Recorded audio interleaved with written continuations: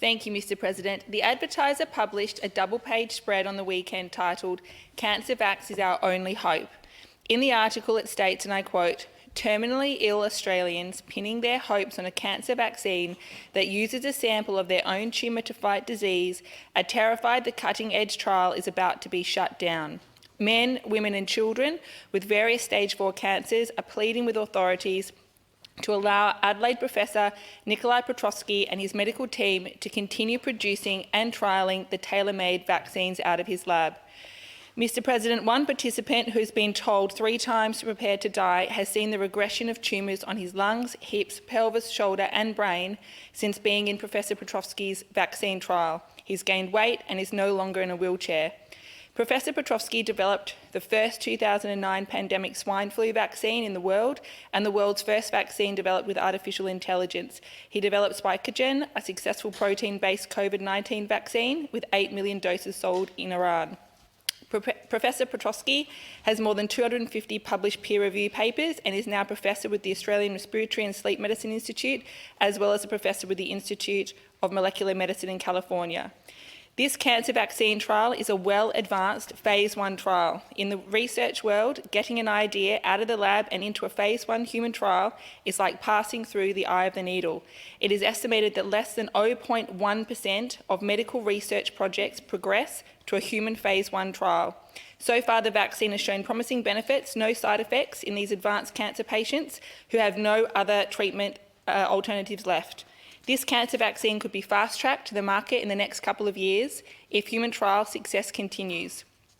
My questions to the Attorney General are, have the Premier and Minister for Health, Chris Picton, been briefed on the plight of the cancer trial? And if so, what steps have they undertaken to support and retain this world-leading research in this state?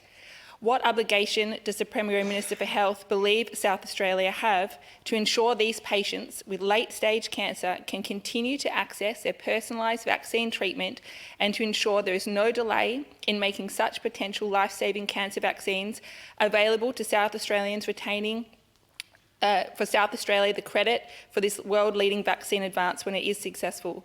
Can the Minister and Premier explain why the cancer vaccine trial is being forced to suddenly relocate despite there being plenty of empty labs, given the shift of 350 researchers out of Flinders Medical Centre into the new Flinders University Research Building visited by the Premier just last week, and despite the fact that the medical centre continues to receive commercial rents from Vaccine for its small lab space in which the cancer work is undertaken?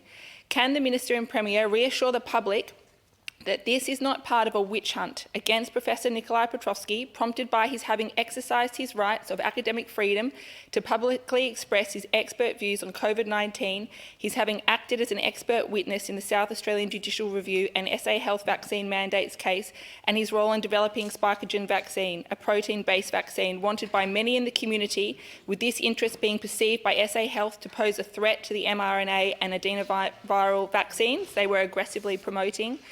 And 5, do the Minister and Premier agree that Professor Petrovsky committed no offence in developing a successful protein-based COVID-19 vaccine to warrant harsh treatment, but instead his team should be congratulated, rewarded for their monumental achievement against the odds, with Spikogen vaccine being one of the only successful new human vaccines to be developed in Australia in the last 40 years? Attorney General. Thank you, sir, and I will refer the specifics of the particular vaccine development program that she referred to the Minister for Health, and in other place and bring back a reply. But I do wish just to thank the honourable member for her support of what is a crucial element of our medical program, that is vaccinations. Vaccinations are very, very well noted as one of the greatest developments in medicine and evidence-based medicine and public health that we've seen in a very, very long time, and I thank the honourable member for her strong support of vaccinations as a public health measure in so many areas that keep us much healthier than we would be without them. Supplementary question arising from the answer the Honourable's gained. Thank you, Mr. President. Does the Attorney General believe all steps should be taken to ensure South Australia retains world-leading researchers like Professor Petrovsky, who's developed this vaccine, rather than acting to drive them out?